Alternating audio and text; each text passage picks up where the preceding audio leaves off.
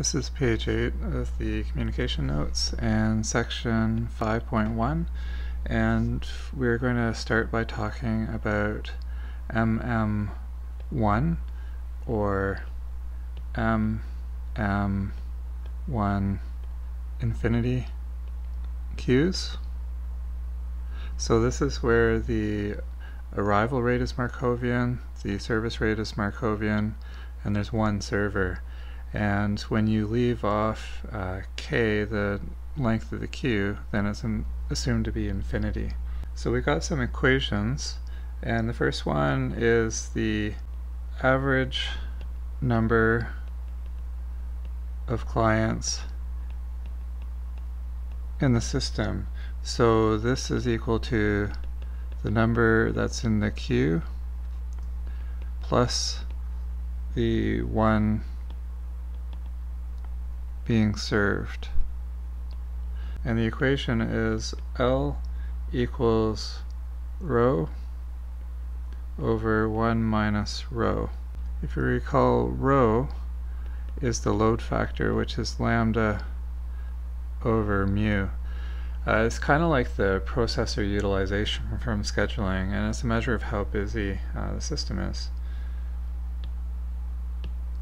Okay, our next equation is for the average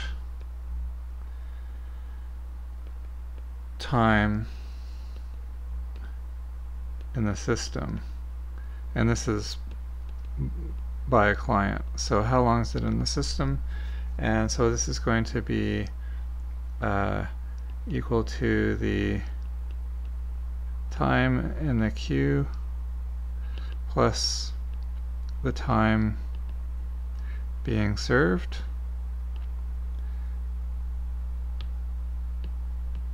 and so it's given W. You can think of that as the wait time.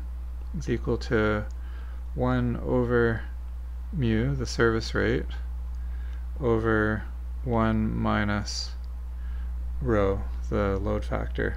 And if we multiply this times mu over mu,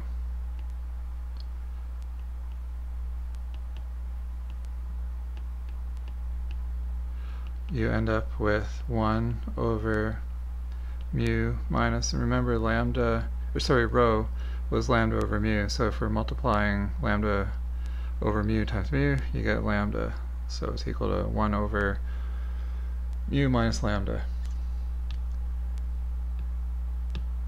And one more equation. This is called Little's law, and it's this.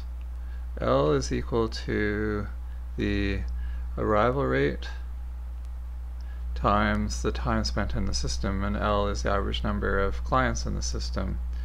And you can actually derive this, or at least demonstrate it fairly easily. So let me just do that. So we've got lambda, and W is 1 over mu over 1 minus rho, and so we've got lambda over mu over 1 minus rho, and that is equal to rho over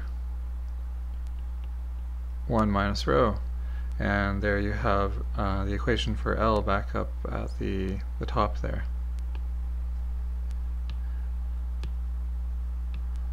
And again, the assumption here is that you've got a queue of unlimited size. So now let's look at some probabilities. Probability of 0 clients in the system.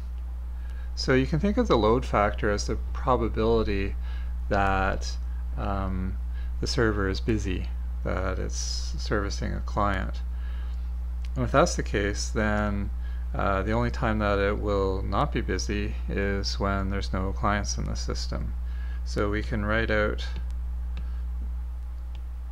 probability of 0 clients in the system is equal to 1 minus, here's our load factor, lambda over mu, or 1 minus rho.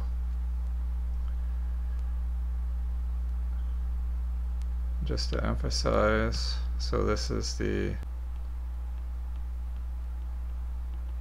probability that the system is busy, the arrival rate over the service rate. And the last equation for this page is the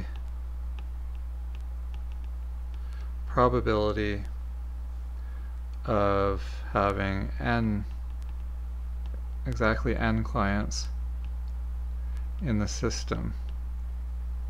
Queuing models can be represented as something called Markov chains, where here's the state diagram. So here we have 0 clients in the system, here we have 1 client in the system, here we have 2 clients in the system, 3 up to k clients in the system. And the probability of transitioning from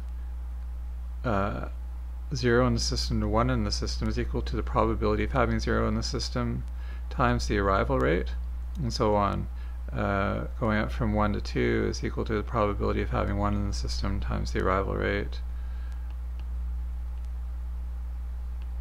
And then the probability of going the other way, from having 1 in the system to 0 in the system, is probability of having 1 in the system times mu. Probability of transitioning from 2 to 1 is going to be probability of having 2 times mu, and so on. From here, what we can get is that the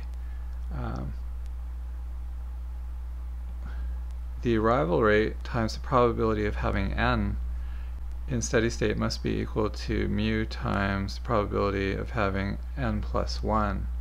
And so we can rearrange that. So we've got the probability of having n plus 1 in the system is equal to lambda over mu times probability of n, which is equal to rho times the probability of n.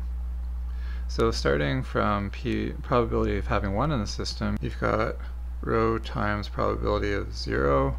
Probability of having 2 in the system is equal to rho times probability of having 1, and so on. So the probability of having n in the system is rho to the power of n times probability of 0. And that's our equation, which I should add is also equal to rho to the n times 1 minus rho, which is the probability of 0. Okay, now we're done.